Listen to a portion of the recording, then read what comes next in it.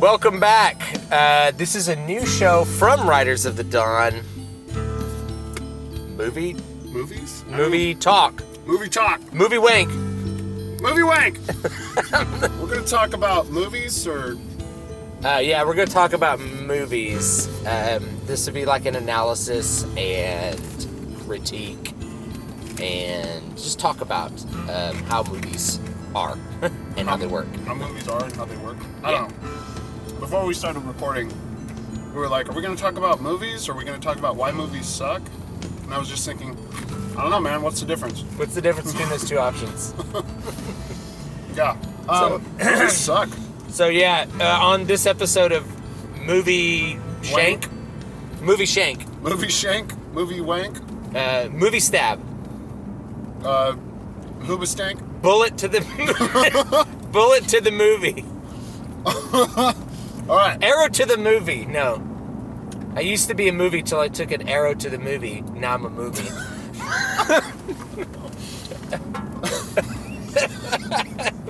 Okay. Oh man, where have all the films gone? Where have all the films gone? I like that. So, episode 1. Why do movies suck? Oh man. Because we keep saying they suck. Yeah, we've been saying it for a while, and I think we talked about it quite a bit. But you know, we've talked, especially when we talked about screenplays, about why things are in the format that they currently are, and why that trend won't be changing in the near future. So maybe we should reiterate some of those points. So the first thing is, due to the nature of where movies are shown, you have a time constriction which tells you the maximum amount of money that you could make in a day, based on the number of showings that you can have. For a theater. And then whatever the theater, you know, because the theaters are the ones basically proctoring all this. Whatever's unprofitable for a theater is going to make a theater not want to show a movie. You know, it's going to affect, not just that, but it's going to affect how much money you make as a studio. Mm-hmm. If the theater won't show the movie 8 times a day, then you're not going to get 8 times worth of tickets a day. Yeah. And it's all, you know, it is in certain cases, one movie showing happens at the expense of another. Mm-hmm. So, because it's not like you have unlimited theaters to show movies in. Yeah, you have, you know, most multiplexes have like 8 theaters. Mm-hmm. You know, there's bigger ones now too. That one in Fresno we used to go to was like 21 or something. Yeah. And plus an IMAX. Mm-hmm. I think Galaxy here is like 12. Yeah, so I mean, like, that's a lot of screens, but imagine if it's a really big hit movie, if it's like the new Star Wars movie or something like that. They're going to want to show that on a lot of screens. So if you put your movie up against Star Wars, depending on the theater's relationship with that movie, it may not even go on a screen it may go on a screen for like 1 week. Yeah. If that. Or it may just not even show up to that theater at all. Yeah. So I know specifically when you have like summer blockbusters coming out, they're showing minimum on 2 screens in every theater in town. So we've got what, like 4 theaters, I think? Yeah. 4 or 5. 4 or 5. And depending on how far south you go. And we, you know, so when Star Wars, at least Force Awakens came out, it was on 2 theaters in every multiplex in town. So that means that 2 of those 2 screens or at least 1 screen per Cineplex was not showing a movie that had less hype. So any of your like indie films or like the kind of cult classics or movies that might become cult classics, those are the ones that are going to be the first on the chopping block, because they don't have the monetary investment, especially in marketing, to get that kind of screen time.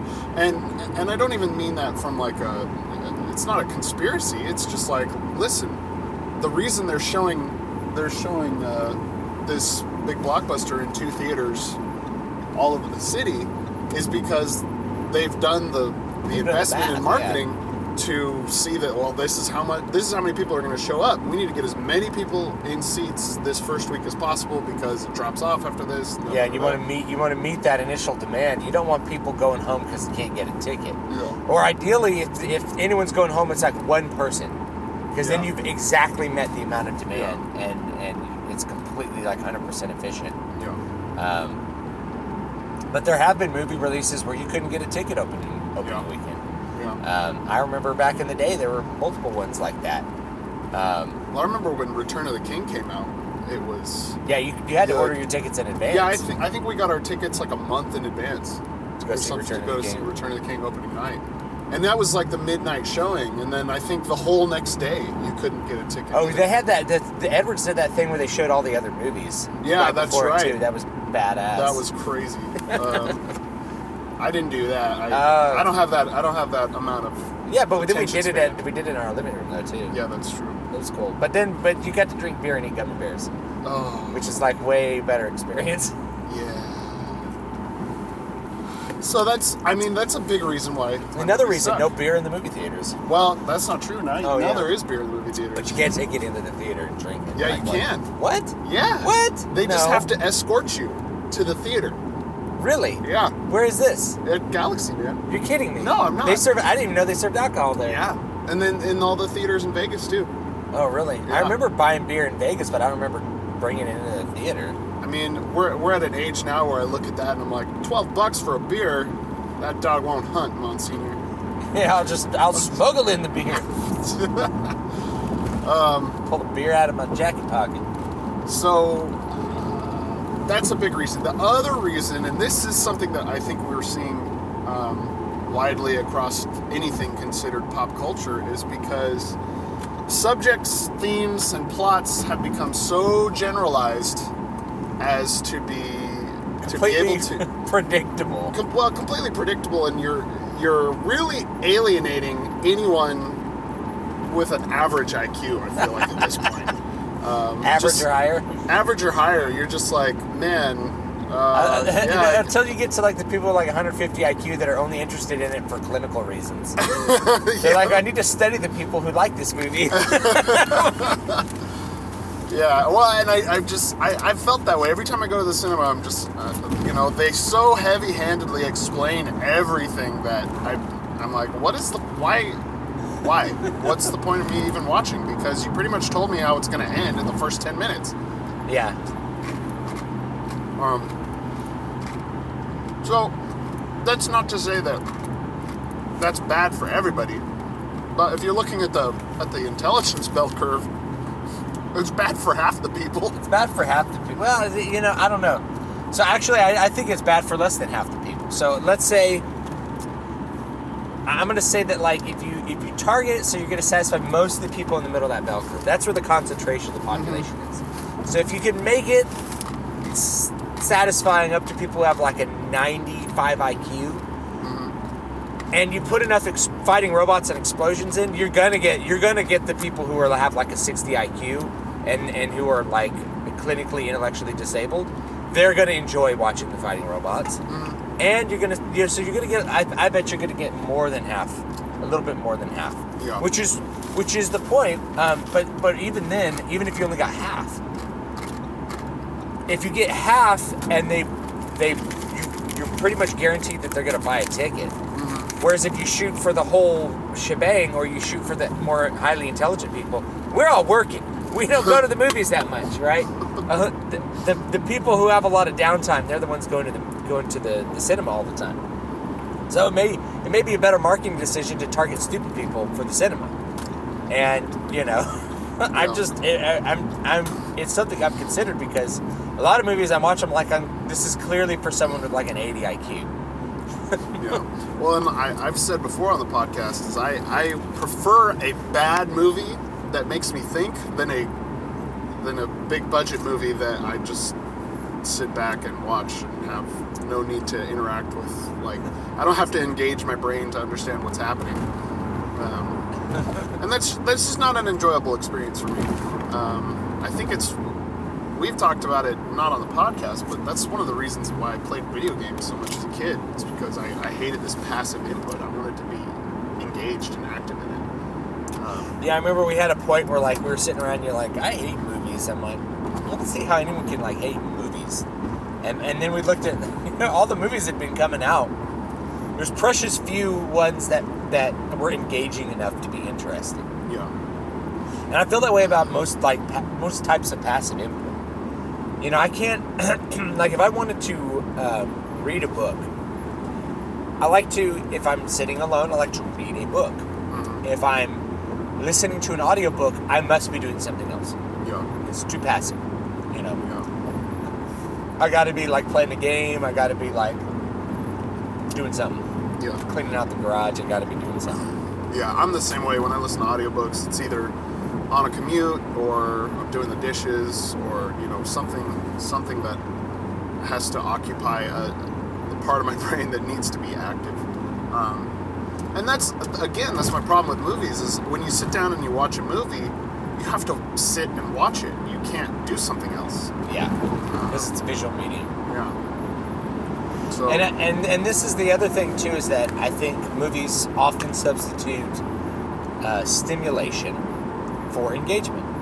Yeah. Because it's easier to stimulate someone, and basically anyone responds to stimulation. Mm-hmm. People with 160 IQs would probably respond to stimulation, and people with 60 IQs who are incapable of comprehending a plot would respond to stimulation. So you kind of get everyone. This is why we see the rise of fighting robots. I remember talking to an old teacher of mine who he was raving about the new Transformers movie. This was, of course, years ago, and I was like, God, how could you watch it? It was just. I remember I was like, this is pixelated bukkake. Like, it's so nonsense. There's no plot. It's just fighting robots. It's like that was what was so awesome about it. Okay, it was kind of an eye opener for me because I just basically if you can have the same feelings towards pornography, it's not engaging. Yeah. If you can be like, wow, it was so awesome. Like we need more fighting robots. Be like, we need more. We need more of this thing. All right, yeah, more of pornography. Yeah, we don't want to get too explicit. But basically, like anything that somebody is really into and you know you've met that guy who's really into pornography. Yeah. There's always like some guy, and you meet him, and he doesn't realize that like this is a weird thing to be into.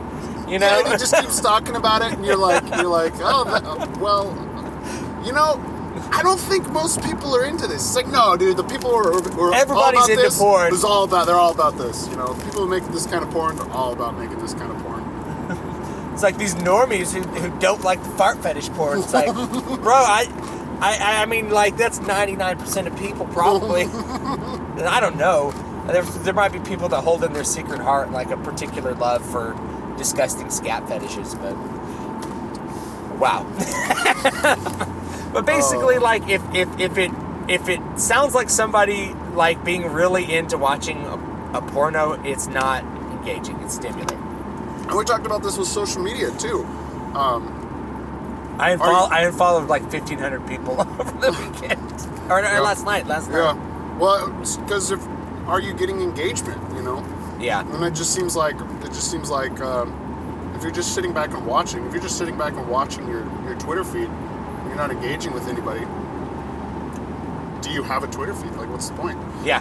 And vice versa. If you're trying to talk and interact with the people who follow you and they're not responding, you have no engagement. So engagement's really important, and I think it's something that has left cinema, this idea of engagement. And of course, we really are talking about Hollywood right now. Yeah.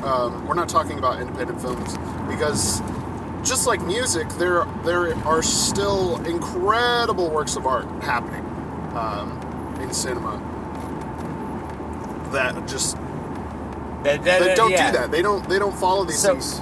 Yeah, it's real easy, and this is to take the music example. It's real easy to turn on like the Super Bowl and see a terrible halftime show and be like, music sucks now, and not have realized that there's like really, really like some of the best music ever is coming out. But it's not, obviously it's not on the Super Bowl. Yeah. right? It's not on MTV. I don't even. Does MTV, is that still a thing? I don't know. They have a YouTube channel that sucks. They have a YouTube channel with like less subscribers than you. maybe no, I think they have more than me. I'm pretty sure they have like a lot more than me, but they have less than like Styx Hexenhammer 666, who's some dude in Vermont talking into a webcam. Yeah. Right. So they have less subs than that guy, I think. They have, or maybe it's MTV News. I don't know if MTV, the YouTube channel, probably has some like substantial subs. I'm thinking of MTV News. Which, why? You guys don't, there's no reason for you to have it. It's just like, we're going to do news for the young people. It's like the young people are turning into they're way too hip for you now. Yeah. You don't understand them at all. MTV's like, well, we're going to give them Drake music videos. Why isn't anyone watching this? It's like, because it sucks. Oh, man. Yeah. So independent films are the same. I mean, we watched a movie. God, it was so great. On Netflix called Deathgasm. And it was, we're watching this film, and I remember thinking, I just had this huge smile on my face because as I'm watching it, I'm like, man, this movie was made for me. Yeah. Like, you don't get that in the cinema. All the inside jokes and Yeah. all the music. And we're doing Name That Tune throughout the whole movie. Yeah. Oh, man, it was so great. And it just dawned on us, like, this is what's missing from cinema. That personal experience, this work of art was made for people who are a certain way. A certain way. It's not just like, oh, I want to hit the largest demographic possible because, God, it is so boring. I'm just, God. Oh, man. Hollywood movies suck. Yeah, dude. And, the thing is like, okay, so this is another thing. We're like, oh, blockbusters suck. It's like, blockbusters are the best thing coming out of Hollywood. I mean, because, like, when I go and I watch, like, a sitcom-type movie from Hollywood, I can't, it's not funny, and I can't stand watching the plot. And I hate, like, the characters. And I think the last one that I, like, I tried watching one with my wife a while back, and I'm trying to remember what it was called. It's called, like, Sperm Donor or something. And, like, I knew the setup from, like, the very first minute. I'm like, he's going to secretly somehow give his sperm to this girl. She's going to have I have, like, horrible feelings towards this person who's like, I'm going to get pregnant on my own and have a baby on my own. I'm like, I detest you for that decision. So I will never sympathize with you for eliminating a father figure from your child's life. Yeah. Right? And then did the whole, it happens exactly as I knew. I knew every single beat after the initial, I knew from the title. I was like, oh, this movie's going to be exactly like this, and that's exactly what happened. All the awkwardness wasn't funny. It's like awkward. I am funny, but it wasn't funny.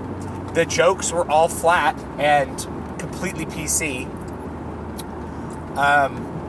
Yeah. I mean, it was just completely devoid of any kind of heart. Yeah. It's like someone pitched it. Somebody wrote a screenplay for it. They rewrote it 5 times. Out came like a PC mess. That wasn't funny. Yeah. Political correctness is another thing.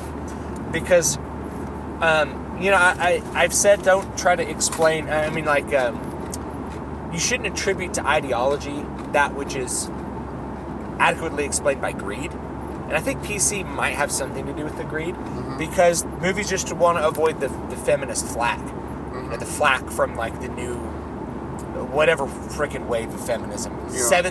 Seventh wave blue hair transgender multi-faceted intersectional feminism, right? Yeah. Criticizing them for having a joke at some obscure group's expense. Yeah. Right, so political correctness has robbed the comedy out of movies. Yeah. And I think that there's a slight greed reason for it, but I think it's more just like Hollywood really doesn't want to offend people, because the easiest way to reduce your audience is to offend someone. That maybe that's how they view it. But there might be, I'm sure there's an ideological thing there where they're like, we can't really just make these jokes anymore. Yeah. Well, I mean, Dave Chappelle got a bunch of flack for it in his new comedy special because he was saying, like, man, this oppression Olympics is crazy. Like, we have, black people have been fighting for years to get the kind of treatment that trans people just have. And, like, I got hard street MFers, you know, walking around in high heels just to feel safe. Like, yeah, you know, and he got a bunch of flack for this. of course. Yeah, and yet, you know, the It's just 1-star robbing. review on Amy Schumer's special where she talks about nothing but being a dirty, dirty slut and how her vagina smells bad for an entire hour. That's the result of right-wing trolling. Yeah. That's not the result of any person's honest opinion about a 1-hour-long comedy special about your hoobastang, Oh my God. your coochie stang. How you wake up from being blackout drunk to somebody sexually assaulting you and it's funny. Yeah. I don't know. But yeah, especially when we're looking at comedy, the PC culture has destroyed comedy. And that's the crazy thing. Talking about your vagina is totally PC. Right? Yeah. How is that PC? I don't know. That's it's one of those conundrums. One of those fligamoos. So yeah, I mean it's but yeah, when you rob the PC out of it, then it just becomes completely unfunny. You couldn't make a movie like Life of Brian Oh no. today. You No. couldn't make it. Uh-uh. Monty Python made it in a time that was a lot more afraid of like religious bigotry, at least in England. Yeah. And they made it anyway, Yeah. because that was part of the humor. You know. Well, and this is what we're seeing, and we're off topic on topic, which Of course, you know. I'm going to amend that because you can make fun of Christians as much as you want, but if you make fun of Muslims, then you're a dirty, dirty, blasphemer. evil person. Yeah. Well, I mean, in the 80s, you know, again, we kind of compare it to music, where we did have a puritanical right-wing group trying to censor music and trying to censor video games, but Yeah. now that's like so far removed. Okay, and the PMRC, the Parents Music whatever. People are like, oh, these awful like right wingers, you know, these Republicans want to censor my music. It's like that was headed by Tipper Gore, guys. Yeah, a Democrat. A Democrat. And it's like Democrats were against gay rights until it was politically favorable for them to be for gay rights. You guys need to know this history. It was the party of the South. Yeah. Well, so Politics are getting their way in there. I'm sorry, yeah. Matt. No, it's fine. I'm all about it. It's fine. Call an ambulance. It's so when it comes to being PC in movies, now we're seeing just like these comedy specials. Bring it back to the comedy specials is there's certain things that are PC, which they don't really make sense that they're PC, and things that aren't PC that doesn't make sense why they're not PC. So the vagina and the trans stuff. It doesn't make sense. Then we have this woman, I can't remember her name, who's but like I think part of it is I'm so used to blaming 24-hour news, but now it's Twitter, honestly. You know, everyone has something to say about everyone. Twitter's the new Tumblr. Twitter is, yeah, that's a good point. There's Except it's 90% robots and the 10% that remain are like Tumblr refugees. yeah, maybe. So, I guess what's the conclusion? Movies suck because they've been sterilized to the point where there's nothing redeemable left in them. Yeah, there isn't any heart. Yeah. You know, they're no longer a grand, and not that they were ever this perfectly, because I mean, you look back and studios would replace directors halfway through productions and do all kinds of things, but not that they were ever super artistic, but there was a long period where we got big art movies. You know, you got 2001: A Space Odyssey. Yeah. The fact that movie exists is mind-boggling. You have The Godfather. The fact that The Godfather even exists, The Godfather would never get made today. It just wouldn't. Yeah. Not as it is, and not with the quality that's in it. Because the studio would say, this is way too boring. It's too boring, and Italians will get offended, or something like, you know. Yeah. They're gonna tell you some organized crime bosses would be offended by this. Yeah, they're gonna tell you some kind of story, and we still have mob movies. Like mob movies are still really popular, but they're not, you know, they're not Godfather. They're not Godfather, and they're not Goodfellas. Yeah, right. They're not Casino. They're not Casino. They just don't. They don't tell the story of evil the way it was really well told by Francis Ford Coppola and Martin Scorsese. Yeah. You know, it just they're very very sterile by comparison now. And I anytime I watch one, I get a little excited, but it doesn't end up working out. Yeah. Basically, yeah. I mean, that's it. Well, I think the last mobster movie I watched was actually, it was Robert De Niro was in it, and it was a family movie. Okay, it was like he and his family get relocated to Italy for witness protection, and then he like becomes the mob in this little town in Italy. It's like, but it was a family flick. You know what I mean? It wasn't this hard gangster flick where, you know, it's just like. It's like, hey, Vinny, you finally made it, and then they take him out back and they blow his brains out, you know? Yeah. You can't show that anymore. Yeah. Even in an R movie, it's like, oh, you know, zombies might get offended. All right, that's it for this episode of, what were we going to call it? Movie Wank. Movie Wank. No, are we really going to call it that? I don't know, man. So, movie... The movie! Okay. Moviepoopsheet.com. Oh, man. All right, guys. Whatever this episode was called. This is Stu. You can find me at davidgstewart.com, dbspress.com. This is Jay. You can find me at matthewjwellman.com. If you're not a robot, check us out on Twitter. I'm at MJWellman. Oh, I'm at David V. Stewart. Mine's at DBS Press. Mine's at Matthew J. Wellman. Get on Minds. We need more normies. More normies on Minds. All right, guys. We'll see you later. All right, bye.